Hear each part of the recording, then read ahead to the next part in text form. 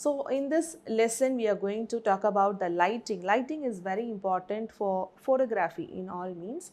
But then if we are going to work on the cakes at home, being a home baker, it is very important to work with the daylight and the sunlight, which is the natural light, because we may not be able to set up a full-fledged studio with artificial lights and be able to manage the kind of light and how much light is needed and how do you reduce the light if there is too much light.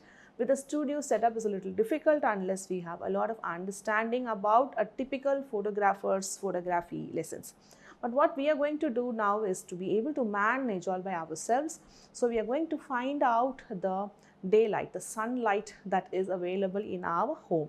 Okay, so in this place I'm going to show you what are the different windows that I have from which the day's light, the sunlight passes through.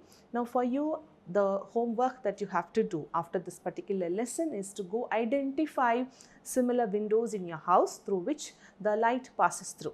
So the windows that are preferably that you can, the ones that you can choose are the ones that are east facing or the west facing. And in the west facing, you have better light during the evening times. In the mornings also there is light, diffused amount of light that comes through the windows which are west facing. Now you can also prefer windows that are south and north, given the fact that you do not have maybe a corridor on that side because light is not going to pass enough, or maybe there's a balcony and still you have another window very next to the balcony because sun's light falls on the balcony but not pass through the window. Now there shouldn't be like a huge tree around on that window, or then maybe you shouldn't have a neighbor's house really very close to that particular window. You want that place outside of the window to be a little open, so you have enough light passing through irrespective of whether it is in the morning first half till the noon or maybe somewhere between 3 p.m. and 6 p.m. So a window which is like open outside, and then you identify that particular window in your house, and from there we are just going to start building that small stage is what I call, and that we will be seeing in the further lessons. But right now I'm just going to go ahead and take you through different windows in this place, and I'm going to choose one of that window from where I'm going to set up the stage, and then we'll just move further ahead in the lessons. So I'm just going to look around the window options that I have in this place. You can see the windows here. There are quite a few options that I have where the lighting is quite good, and one of it is north facing, the other one is east, and then there is one in the south as well. You can see the lighting is enough, out of which I am going to choose the one which is east facing, which I am just standing right in front to show you.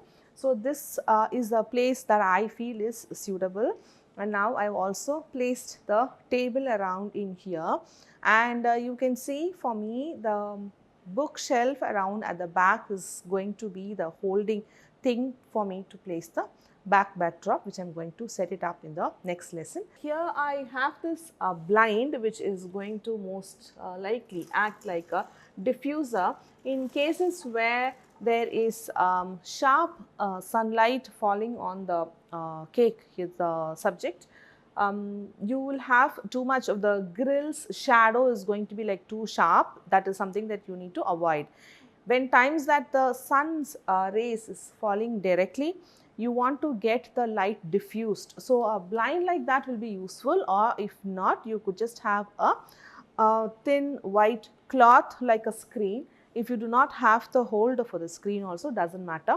You could just have it stuck around on the window, but that is very important to have light diffused that is going to fall on the cake. You can keep the window closed if you have a translucent glass like this, so that is also going to diffuse the light. If you have one like that, you can see there is no sharp shadow here on the table. But if you do not have this, if it is like open clean glass, then if you are going to keep this open, then you might have to hold a white cloth. If the light is not going to be too sharp and if it is quite fine, then the white cloth is not necessary. Now, right now what I am going to do, allow the blind to be held up. and have the windows closed, and make this translucent, diffuse the light and send it to me, and I'm going to show how I'm going to set up the stage in the following lesson.